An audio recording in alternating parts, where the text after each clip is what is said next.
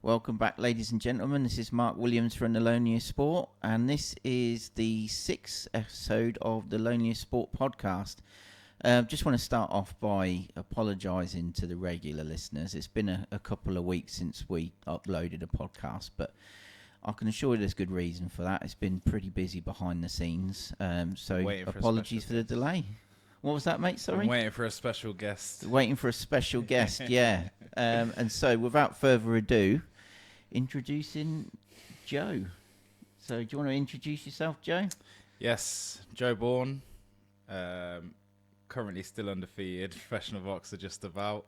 Had 2 bouts, 1 win, 1 draw. Just looking to get going, isn't it? Excellent. So, just one thing. I've been meaning to ask you this for ages, but I never got round to it. Go on. So, it's Joe Bourne. It's not Joe Guest Bourne. My mum Yeah. would love it to be Joseph Guest Bourne, but Joe Bourne sounds a little more. Yeah. You know what I mean? The Bourne ultimatum. Yeah. Born to do it. It is Joe Guest Bourne, but it normally just gets out there as Joe Bourne in the end. Joe Bourne just rolls off the easier tongue. to write, yeah. Yeah, definitely. Yeah, don't want to be like my wife with a double-barreled name, do you? Yeah, she's gone all quiet again. So, obviously, I've known you for a few years now, but for anybody that's tuned in that doesn't know you and know your journey, we're just going to sort of talk about how you got into boxing, where you're currently at, and then we'll move on to a couple of other things. Lovely. So let's go right back to the start. Before you started boxing, you were kind of very sporty in other areas, weren't you? Yeah. So back at school, played rugby, got to a fairly high level, played district, county, and then played a few games for Bedford Blues before the injuries started kicking in. That was my first love, rugby. Right. Like training every lunchtime, every evening would be rugby, multiple games a week for different clubs. Played rugby league as well. Just loved it. Now obviously I can see why I got injured now. Just too much, but Just overdoing it at a young age. yeah. I mean, you just keep going, don't you? Like every lunch, every after school. Then after school would be to a different club. Sometimes I play twice on a Saturday. I play for school and then go to another club. Then get pissed and then go play on the Sunday as well. But yeah, unfortunately that came to an end when I was like 17. Then I just got into the gym because I was like, right, need to do something. Training, and then I thought, right, injury's healed, let's go back to it. First training session back, another terrible injury. What sort of injuries are we talking about? ACLs and meniscus. Ouch. In both, yeah, so pain. So lots of operations, lots of setbacks. And yeah, just continue lifting weights. And obviously I couldn't really squat or deadlift because my knees were mashed. So it was just bench pressing, arms. And then all of a sudden I met my mate who introduced me to powerlifting. Didn't have a clue it was an actual sport. I just thought people go to the gym and lift heavy. But yeah, he introduced me to powerlifting. Did a competition. Did all right. Realised I had a good bench press. Focused on that. I did full power meets as well, so squat, bench, and deadlift. But bench was the specialty. Yeah. Then a few years in, we went to compete for GB for the bench press team as a junior. I think I was at 21. Went over to Japan in 2019. Didn't do too well there, to be fair. Like I benched 195 there, and I wanted to get 210. But I'll blame it on jet lag. Yeah, Blame it on jet lag, innit? Yeah, but I mean, to be fair, just to be selected to go and compete at that level, you know, and I've never done powerlifting, but I know 195 kg is way above and beyond what. It's a lot. I mean, I was heavier as well when I was 155 kilos myself. Which for a lad of 21, that's it's disgusting. That's enormous. It was massive. It wasn't good weight either. It was obviously, don't get me wrong, I had to have some muscle there to be pushing the weights I was pushing, but you just think bigger's better. And you quickly realise, okay, yeah, bigger is better, but there's a certain way to go about it. And as well, you do realise bigger is not better when it comes to boxing. So different ball game. Yeah, massively different ball game. Different ball game. Because I mean, you looking at pictures of you when you were a young lad and you were competing in powerlifting, and looking at you now, you look like two completely different people. Got a beard, lost the glasses.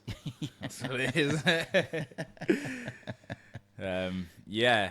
I don't know how to go from back then, to be honest. But don't know how, but... Right, I think we'd describe you back then as big and cuddly. Yeah, big and sexy, we'll have that. Yeah. And then, I did one of those... That's it, I competed for GB bench press in the May. And then, you know what, I didn't drink for 6 months. I was that focused. And that was in my last year of uni as well. So I was just like... really focused. Finished that and I was like, right, let's have some fun. Obviously I was still training, but I wasn't even thinking about competing. And to be honest, I think because of the rugby past, I almost felt like I'm more than this. I found it boring. Like every few months you might get an extra 2.5 kilos increment on your weights, and it was just a bit like, this is boring. And like, I admire people that are now lifting crazy big weights, because I just think I've done it. I mean, they're lifting more than me, and they are so religious with it. Like, no drinking, no smoking, no, like, their diet is boom. And I think all that to lift weights, like, fair play to you, because they don't get any. I mean, it's getting better now. I think a few big lads are sponsored by like Gymshark, and then some of the competitions are giving out bigger prize money. Yeah. But back in the day when I was doing it, there was no sponsors apart from maybe some protein. And then if you were to win a competition, you have to fly to the States for it. You might get 10,000. You might pays for your flight and accommodation, like maybe your food. So, so put on a load more weight when I got back, because I was just enjoying myself. Don't know how it's possible to put on more weight, but it happened. Got even more out of shape, and then I was like, right, I need to lose some weight. Wasn't that interested in powerlifting anymore, but I was like, right, I'll do it. But I signed up to one of those ultra white collar boxing fights. So you get your 8 weeks free training. Yeah. Did my 8 weeks free training. Enjoyed it. It was tough, but what is it? It's 2 1-hour sessions a week, and I think I missed half of them. So it's nowhere near what we're doing now. Did that. Stopped the guy in the second round. I remember, went out partying in Leamington after. And good old Baldy was on the doors. So that was it. That was when you met Edwin for the first time. Oh no! Oh no! Because obviously I've been clubbing before. Well, obviously I was 22. Right. 22. It was January. No, when was it? Yeah, January 2020. Yeah. So I was 22. Turned 23 in the February. Sorry, just maths in. And he said, I've just seen you've had your charity fight, blah blah blah blah blah. He goes, you're gonna come down? And I was like, yeah. Obviously had a few drinks, a bit confident, just knocked someone out. So I was like, right. Yeah. And he was like, you won't. I was like, what? So he knew how to get me there. He knew how to get me there. He threw down the gauntlet. Turned up on the Monday, and that's where I met Matty Harris and Lewis Williams for the first time. I think I'd seen Lewis about, but never actually spoke to him. Yeah. I couldn't believe it. Obviously, they're both stand up, and I'm like, I am short. Yeah, I mean, to be fair, what are you, 6'4", 6'5"? 6'4.5". Yeah, make sure you get that extra half inch in. But yeah, compared to those two lads, and I think Matt was probably still growing at the time. I think he was only like 19. Yeah. So what's he, 6'8", something like that? Yeah, gotta be. And Lewis isn't far behind, is he? No. So yeah, they both dwarf me. Yeah. But yeah, then Edwin jumped in with those guys. Luckily, I didn't have to go to like the beginner classes, and hindsight, maybe I should have, but we jumped straight in on day one, started body sparring. For the first 30 seconds, I was like, I am mustard. Thought I was great, could keep up with them, and then, they schooled me. I was breathing like a pit bull. So unfit. Obviously couldn't box. The punches were coming from out here. Yeah. Couldn't put my arms down by my side. had surprisingly quick hands and quick feet, to be fair, and that was probably from rugby. Like, I could move. And yeah, I think the first 2 weeks lost 10 kilos. Weight just flew off. And you know what? I wasn't very good. Not saying I'm the best now, but I wasn't very good for a while. And then every time I would almost have a week off if I went on holiday, something like that. I've always had it. I feel guilty. I feel guilty for taking that time off. Like, I know rest is important, but I feel guilty, and I'd come back just giving it my all and better. And I guess sometimes the rest is needed for you to let everything synchronize. And I think that's the way to look at it. Like, you got to look at the rest periods as part of your training. Yeah. You know? And it's also the big difference is what you do in that time off. You know, some people go on a bender and get smashed. Some people go off and relax. Now I'm disciplined, but a few years ago, that's why I came back and felt guilty. Yeah. But yeah, now holidays are very different. Yeah.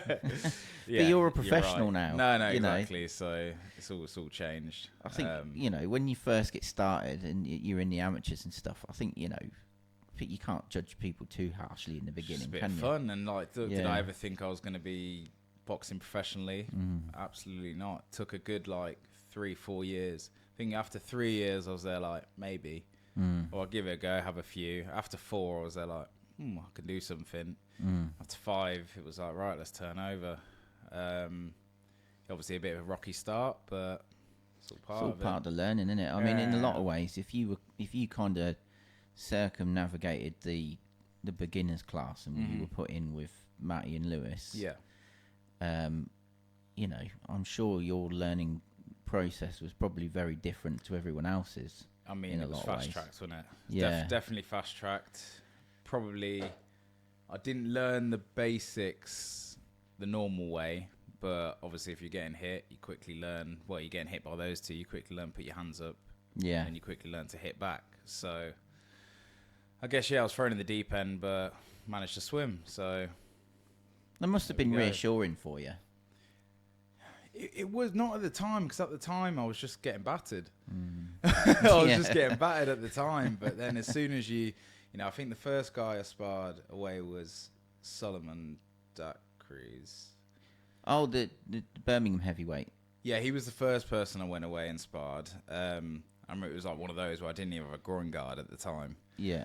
And yeah, don't get me wrong, he was 10 times better than me, but that did give me confidence. When I was in the gym constantly with Matty and Lewis, I was there like, it's kind of, I realised where my spot was. Yeah. But when I was over there sparring new people, it was a bit like, oh no, like I can survive, I can do this. And then, you know, you go and spar the next person, and quickly learn who you can hang about with. And that's what gave me the confidence more than anything. Yeah. Because back then, even as an amateur, you were sparring quite a lot of people that were established pros, weren't you? It's more just Fraser, really. Yeah. As in, I suppose obviously had the luxury of having Matty and Lewis here.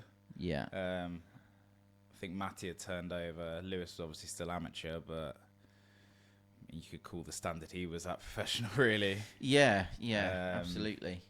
But yeah, Fraser saw him at a show. Actually, I went sparring. I went with Matty to Loughborough when those two were sparring. He was like, "Oh, next time bring your kit." But it was very much like it was a backhanded invite. It's like on the back of Matt, so it's a bit like, "Nah, like this is his time. He does his work." And then I saw him at a show, and he was like, "Oh, when are we going to get some rounds in?" And I went home, told Edwin, I was like, "Fraser asked when I'm going to get rounds in." Pretty sure. Just for anyone that doesn't know, Joe's talking about Fraser Clark. Sorry, that's quite right. Yeah. Yeah, told Edwin. Can't remember who got in contact with him in the end. I think I did. Organised to go down for some sparring. I'd had 5 fights. Got in there, and it was like, right, we're doing 6 rounds today. What? Like, all I'd done was a few 2-minute rounds. Yeah. And I remember the clock said 30 seconds rest on it. And I looked at Edwin. Luckily, Edwin was there, like, changed it to a minute. I was like, thank the Lord. But yeah, I think it was 3 rounds. And I remember I was there like, oh, I'm doing all right. Yeah. Probably, he would have been taking it easy. Yeah. And then I think he thought I was getting a bit too big for my boots. I remember he threw these 3 hooks at my head, something that Joseph Parker did. You may have seen against Joe Joyce. And I remember watching that, and then he did it to me. And I remember when I was watching it, I thought, oh, that's muggy. Yeah. And when it happened to me, I was like, that's muggy. And I just remember, like, right, you're having it. So I just let my hands go. And that was one of the first times, apart from a fight, but definitely in a spar, I'd say I'm sometimes too respectful in a spar. Yeah. But yeah, Fraser and I we've shared some good rounds, and from that day, I was hanging on for dear life in the 5th and the 6th. Never done 5 or 6 rounds, and then had a phone call after. He was like, right, we want you down once a week. Call Edwin. Edwin goes, nah, I don't want you there every week. I want you in the gym. You know, this is this. So go every 2 weeks. I was like, okay, no worries. Call him back. They call me back and say, can you do the camp 3 times a week? I'm like, it's going to be a no. If Edwin's just said, come down twice a week, call Edwin. He goes, I want me 3 times a week. He goes, yeah, fine. But yeah, that was the first camp. I think I've been in every one since. Yeah. He's been quite complimentary. He sings your praises a lot. Yeah. So that must be nice. It is good to hear, and like everyone knows, he doesn't talk shit. So no, he's not somebody that says stuff for just.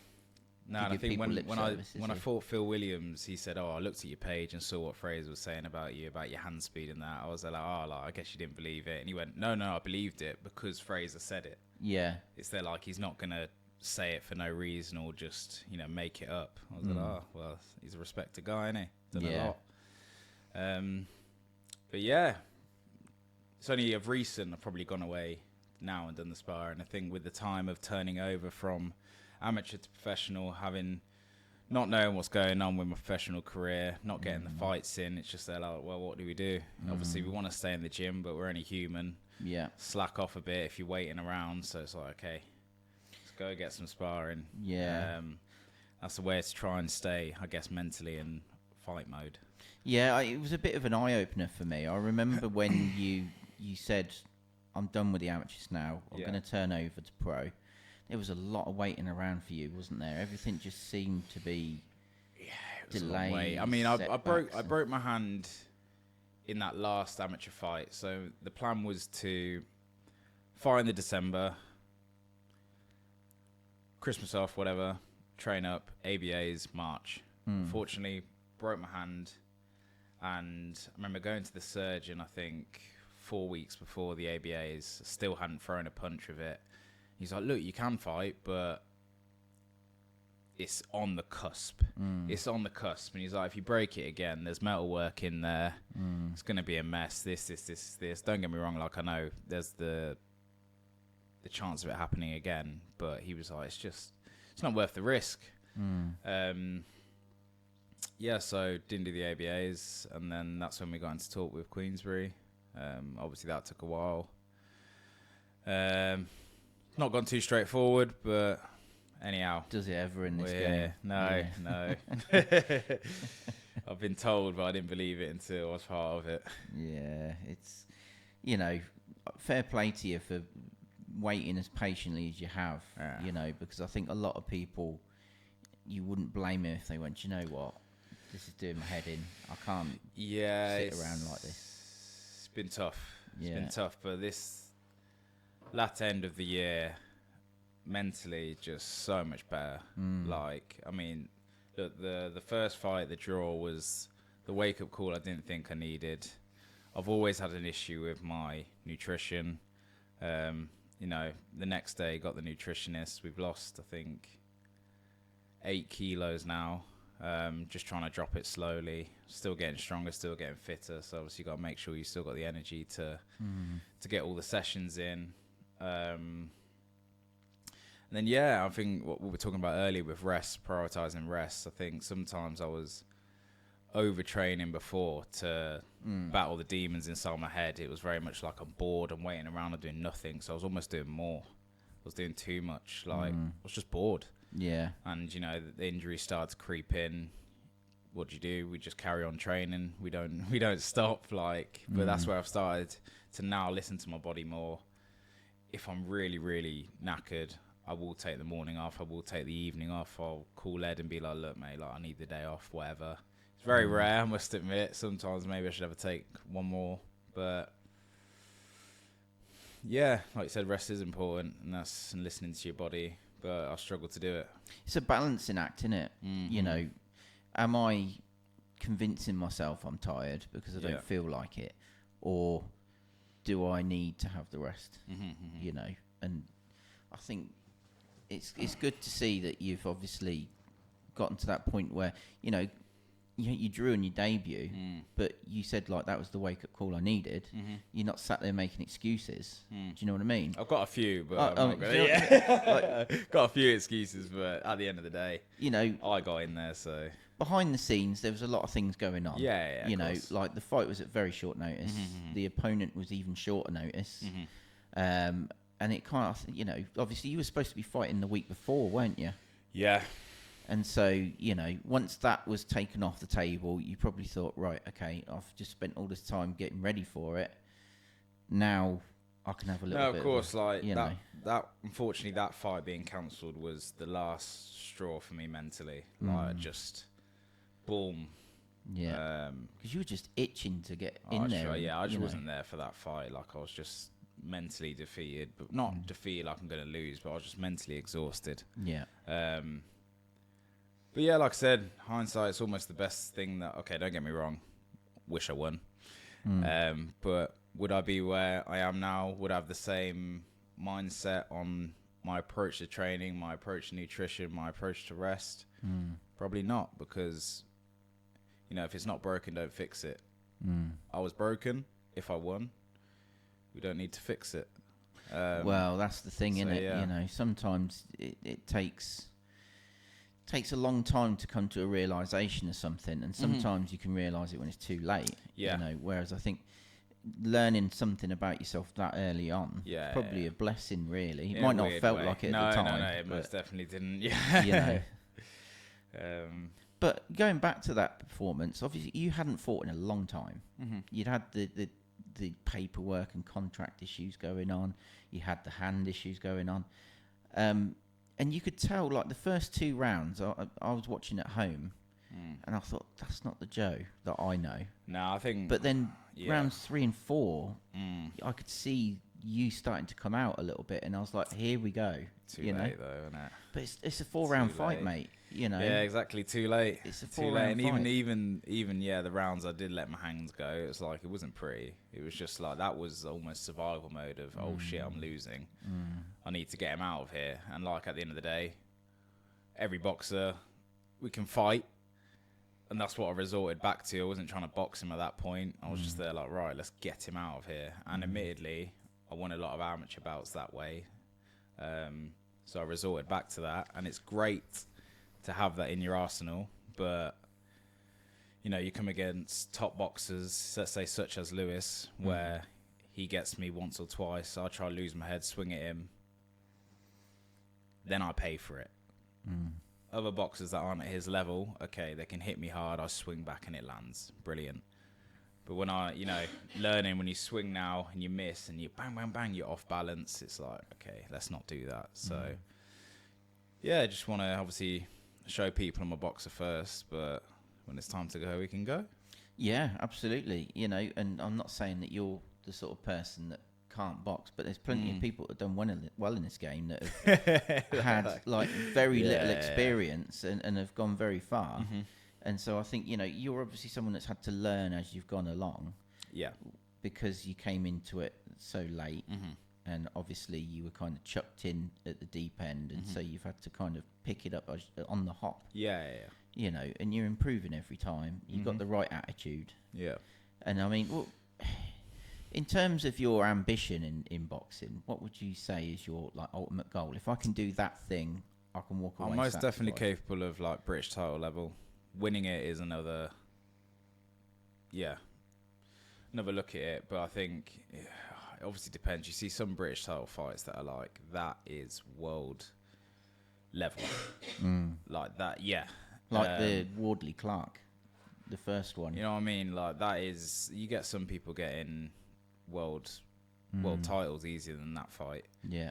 And obviously they're both fucking brilliant standard. So yeah, but I definitely think I definitely know I'm at that kind of, not right now, but that's my ambition. Yeah. That would be great. If we go further, brilliant. Fair play. If we fall short of it, I won't be happy.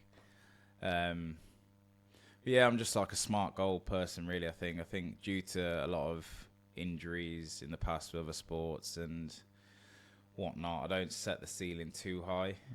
I get to that point and I'm like, right, we'll push it. Get to that point, push it. And that's the unfortunate thing. I'm never really happy with where I am, but yeah, you do have to look back. Sometimes you gotta zoom out, see how far you've I come. mean, obviously for me, starting boxing under 6 years ago, being Salman Queensbury, just about undefeated professional boxer. Real. Yeah, absolutely, mate. I'm still not happy with it. Absolutely. And, you know, some people would be. A lot of people wouldn't be, in my opinion. But, yeah, it's just got to keep pushing forward. That's the thing I love about talking to boxers is, like, everybody's reasons are different. Everybody's dreams are different. Everybody's motivations are different. Yeah. And everybody's backgrounds are different. You know, like, the way you came into it is obviously different to everyone else's. And so you always get different answers. Yeah. But I think the best part about it is just enjoying each fight as it comes and seeing where it takes you. And almost like if you don't set like specific expectations, you probably enjoy the journey a little bit more, don't you? Oh no, I need a stoppage next fight. I need a stop. That's my expectation next fight. Like I will put pressure on myself every fight. Last fight was just win. Yeah, it was just win. But the next fight, 100% stoppage. Do you know, I was absolutely gutted I couldn't make your last fight. But unfortunately... That was a late date change as well. Yeah, so. Yeah, you're getting used to it now, aren't you? But I still haven't seen the full fight because I haven't seen it uploaded anywhere. Neither have I. I'm waiting for that.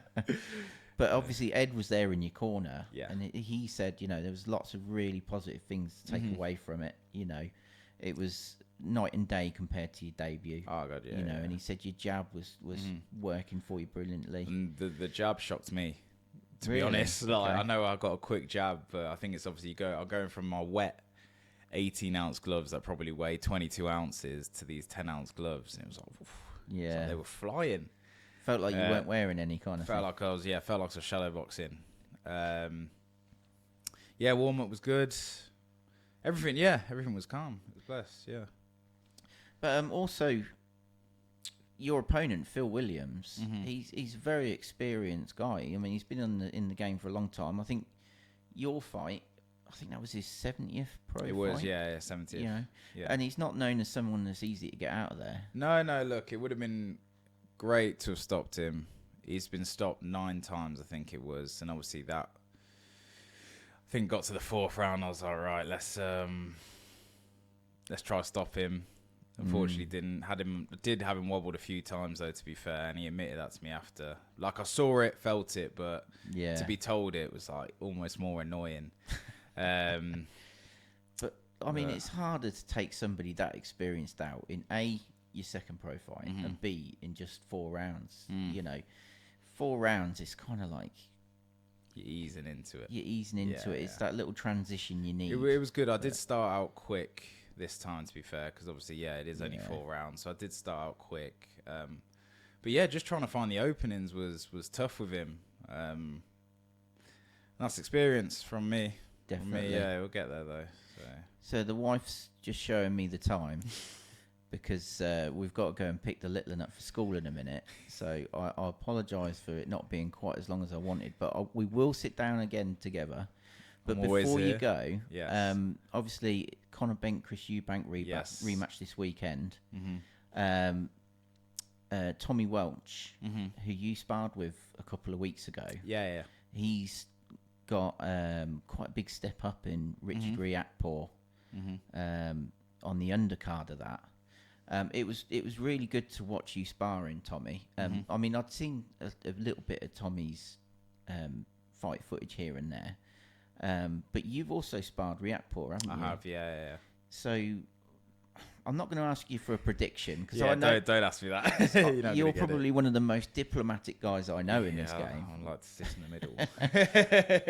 But what sort of fight are you anticipating? What do you think Riakpor's strengths are? That's going to be something to look out for. Everybody knows Riakpor's strength, and that is he can punch. Yes. And I tell people this, and they're like, oh. Until you felt one off him, you will understand. Like, every heavyweight can, of course, like, give a bit. He can punch. But when I say you can punch, I've body sparred, 8 rounds a day normally here. Obviously, loads of sparring. I've been hurt once to the body where I thought, what was that? And that was by your man himself, Richie Riakpor. So for me, I'm telling everyone he can punch. A lot of naysayers have said, him moving up to heavyweight is going to be because of his sort of frame. Okay. That he's not going to be able to necessarily compete with the big boys. Thing is, a lot of these cruiserweights walk around as a heavyweight. Like, they have to cut weight to get to cruiserweight. Like, they have to diet down. So I don't see that because obviously when I don't know what weight he was, but when Riakpor, I've sparred him a few times, so different points of the camp, different years. So yeah, he could have been 100 kilos. At one point he could have been 105. But yeah, obviously a week out from a fight, he's going to be 95. So I don't see the issue in the step up. No, I mean at the end of the day, if you can punch that hard, and if you're sparring heavyweights and they're saying you're one of the hardest people, I think with cruiserweights, obviously they're a little bit lighter. The punch comes a little bit quicker. Yeah, and someone's big bolo shots, we see him come in, we tense up, boom. He's quick, like the cruiserweight's slightly quicker. Yeah, bang. Even same with Tommy because he's let's go quote small heavyweight. Those punches come a bit quicker, so they're like sharper. Yeah. Not so much. Yes, sharper, but also just that bit quicker. We haven't processed that it's come in, and it's like, oh. What do you think Tommy needs to do to go in there and get the result? Be busy. Don't get me wrong, he could punch as well, but in my opinion, it's one of them. It's either him points or Riakpor knockout. Like, she's got to be busy, and that's it. Yeah, I mean, it's a big. Is it 12 rounds? Yeah, it is. I think this is Tommy Welch's first 12 rounder, isn't it? I think. Honestly, not a clue. Yeah, I don't think he's ever done 12 rounders before, so he's stepping into uncharted territory against somebody that's pretty well established. So yeah, if he can get a result here, he's well and truly on the map, isn't he? But it's a big ask. Yes, we've got another ask. Yeah, the wife's looking at me. She's holding up signs. We better wrap this up before you get me in trouble, mate. I know. Going to be late. The kids are going to be waiting out the front for you. Yeah, don't worry about us being late for Dylan. He can sit on the curbside and wait. This is Joe Bourne we're sat here with. Who's more Mr. important? Leamington is here. Don't worry. But, thanks for having me as well. No, thanks for sitting down with us, mate. I know you've been busy. Yeah. Obviously, this was sort of short and sweet, but we will sit down more. Well, like I said, I'm always here, so just jump me, I appreciate your time, mate. Thanks again for tuning in, guys. Don't forget, please like and subscribe. It does really help the channel out, and it doesn't cost a penny. Thanks very much. Bye.